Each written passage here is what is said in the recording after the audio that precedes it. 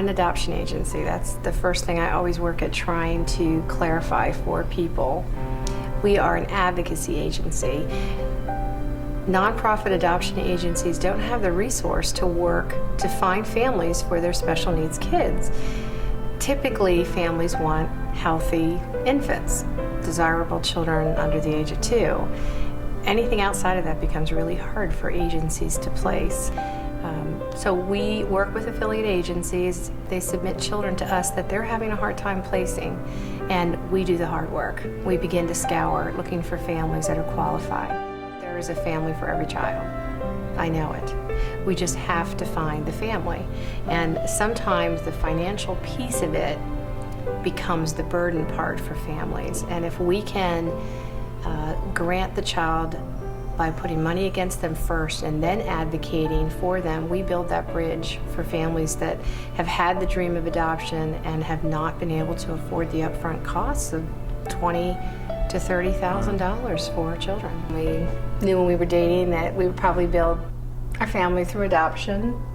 So we had our 3 birth kids, and then we started looking at adding a child, and our first one was a domestic adoption. That was Brittany. We read a newspaper article that a mother was looking to find a home for her child. The mother was dying of a brain tumor, and she wanted to find a good family for her daughter to live in before she passed away. And the little girl was named Brittany, and she came into our lives at the age of 12. On a snowy, icy morning on the way to work, she hit black ice 1 mile from my building and hit a tree and died. I was in a state of shock, because a child should not leave before a parent. She talked a lot about perhaps adopting someday and helping other kids like her in her situation. She talked a lot about finding homes for abandoned children.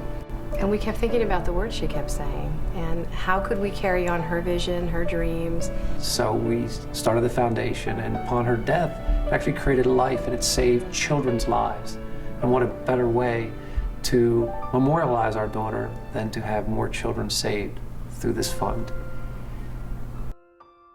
Brittany would have fallen into the category of special needs kids simply because of her age and her history. Children that fall under special needs in the United States are typically covered under a wide range of state grant monies that help to place those kids into homes. Families that are going that route usually do not incur any costs to do it. International kids is the opposite.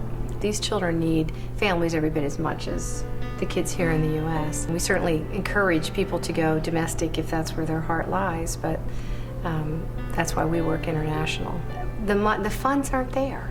There are just so many children, so they obviously put the money first into the kids that they're going to be able to get into families.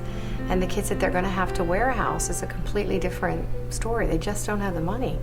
I mean, that's the bottom line. These countries are very, very impoverished. There's a number of things that cause a child to become special needs. But when that label gets put on them and they're not that cute little bundle of joy, you know, in a 6-month-old little baby, they sit in orphanages for years and years and years. Our little daughter, Lisa, was 13, almost 14 years old. And when when my wife was visiting the orphanage with our older daughter, she said, "I just want a family."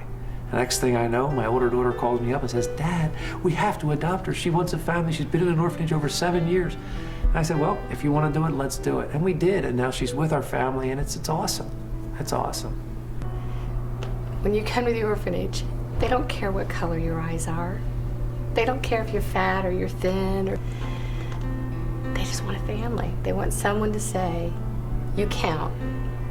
Brittany's Hope was set up with the intention that all the money that we raise, 100% of everybody's donation, goes to that child and against that child to put a $7,500 to a $12,000 grant on the child, to have the country reduce its fees on that child through avocation, and to have the agency in the U.S. reduce its fees so that that $20,000 to $30,000 fee can come down to under $10,000, under $5,000, and sometimes nothing with the money and the advocacy that Brittany's Hope has done. Right. But it's really, really cool, and the way we've set it up is that all that money that we raise, every dime, doesn't go to expenses, it goes to the child. I mean, everyone has to be a volunteer. You cannot describe what it's like to give birth, and you cannot describe what it's like to bring home a child that you've adopted. There are no words for it. These children bring so much joy, so much life, so much energy into your home. It's incredible. Bottom line, don't be afraid to adopt. Yeah. Don't be afraid. If you have the calling, if you feel it in your heart, go for it. You will be repaid 1,000-fold.